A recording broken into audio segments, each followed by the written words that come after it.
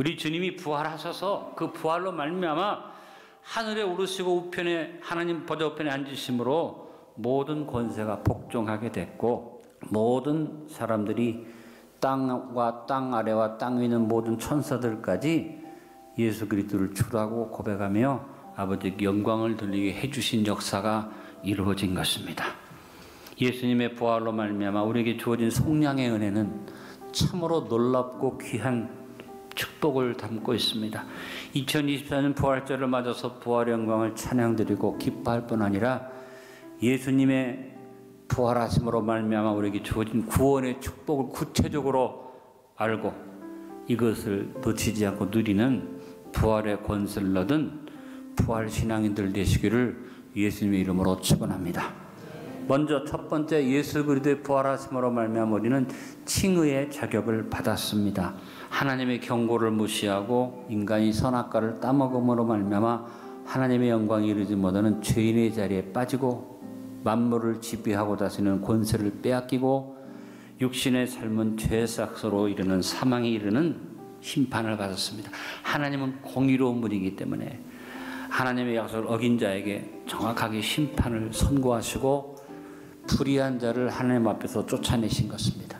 그러나 하나님은 공의로우신 분일 뿐 아니라 또 하나의 소송은 사랑의 아버지 하나님, 긍휼이 풍성하신 하나님은 심판 선언과 함께 예수님을 이 땅에 보내셔서 인간의 죄를 해결하시고 다시 영광에 설 수 있는 의의 자격을 회복하려고 작정하시고 사탄에게 하나님의 심판을 선언하시면서 약속하고 예언하셨습니다. 여자의 후손이신 예수님이 오셔서 사탄을 완전히 깨뜨리신다. 이와 같은 하나님의 약속과 함께 제일 먼저 인간이 상실한 의의 자격을 회복해서 하나님의 영광이 이르도록 자격을 주시기 위해서 사탄의 머리를 상하게 하시고 사탄의 모습을 꺾으시는 역사를 십자가 위에서 행하시고 부활하심으로 이루신 줄로 믿습니다. 이로써 저와 여러분은 자격 상실을 한 의롭다는 자격을 상실했는데 의롭다 하심을 다시 얻는 은혜를 주셨습니다.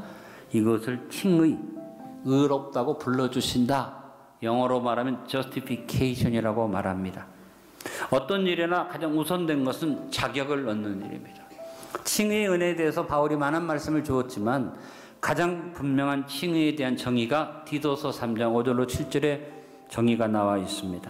우리를 구원하시되 우리가 행한 바 의로운 행위로 말미암지 아니하고 오직 그의 긍휼하심을 따라 중생의 씻음과 성령의 새롭게 하심으로 하셨나니 우리 구주 예수 그리스도 말미암아 우리에게 그 성령을 풍성히 부어주사 우리로 그의 은혜를 힘입어 의롭다 하심을 얻어 영생의 소망을 따라 상속자가 되게 하려 하심이라. 칭의라는 말은 법적 용어입니다. 재판정에서 피고가 아무리 죄가 있어도 일단 판사가 너는 무죄야 하고 선언하면 자격적으로 무죄 자격을 얻는 겁니다. 예수 그리스도의 부활하심으로 말미암아 주어진 의인의 자격을 확인하시고 입으로 시인하고 칭의의 법적인 자격을 상실하지 말고 삽시다. 두 번째, 예수 그리스도의 부활하심으로 말미암아 우리는 하나님의 자녀의 권세를 얻었습니다. 하나님은 예수 그리스도의 부활하심으로 말미암아 우리에게 법적 자격만 주지 아니하시고 실제적인 권세, 하나님 자녀의 권세를 허락해 주셨습니다. 우리는 하나님의 자녀입니다. 부활 신앙인으로서 의인으로 부름받아서 칭의를 얻었을 뿐 아니라 하나님의 자녀의 권세를 받았습니다. 그러므로 우리는 쉼 없이 아빠 아버지라고 고백하고 부르며 살아야만 합니다. 갈라디아서 4장 4절로 7절에 너희가 아들이므로 하나님이 그 아들의 영을 우리 마음 가운데 보내서 아빠 아버지라 부르게 하셨느니라. 그러므로 내가 이후로는 종이 아니요 아들이니 아들이면 하나님으로 말미암아 위협을 받을 자니라.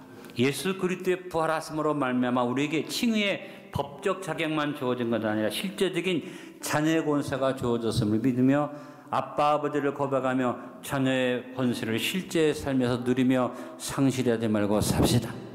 예수 그리스도의 부활하심으로 말미암아 우리는 반전의 섭리를 누리게 되었습니다. 죄를 지은 인생, 창세기 3장 17절로 19절에 죄의 형벌로 환난의 삶이 선고되고 사망이 선고되었어요. 누가 뭐라고 말해도 인생 자체는 가시덤불과 엉겅퀴 속에서 사는 것이고 수고하고 땀을 흘리지 않고는 먹을 수가 없고 그래서 열심히 사는데 마지막 갈 때는 빈손 들고 가는 것이 인생의 모습이에요.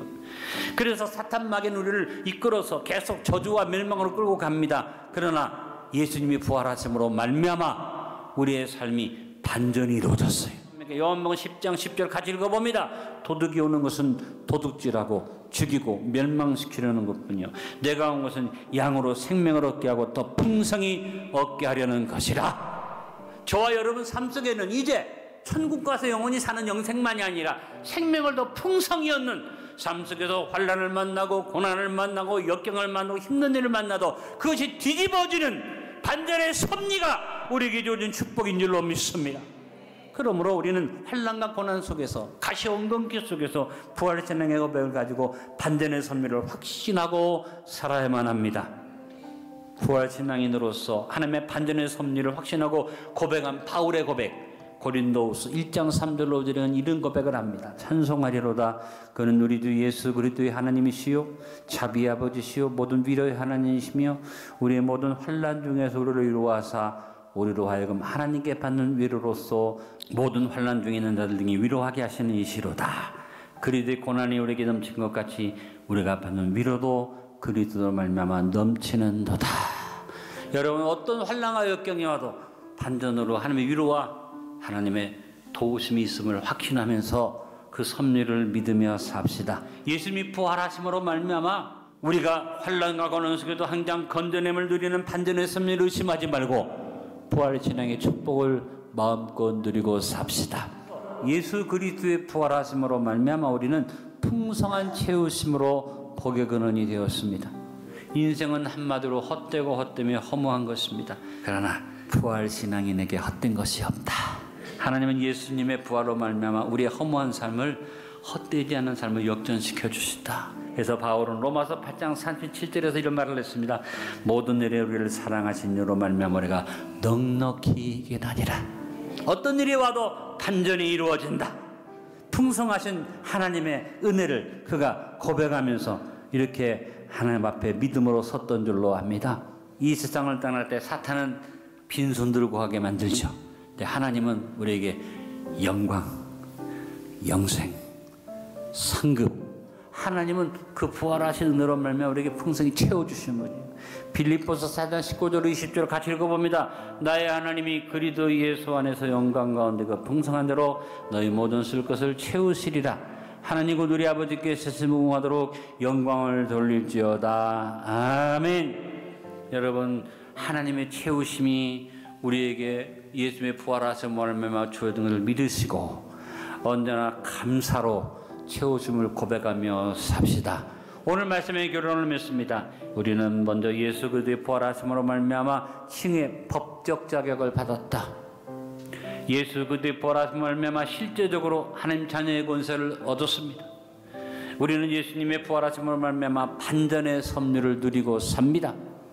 우리는 예수님의 부활하심으로 말미암아 풍성한 채우심을 받아 복의 근원되어 나누어주고 구워주고 베풀어주며 삽니다.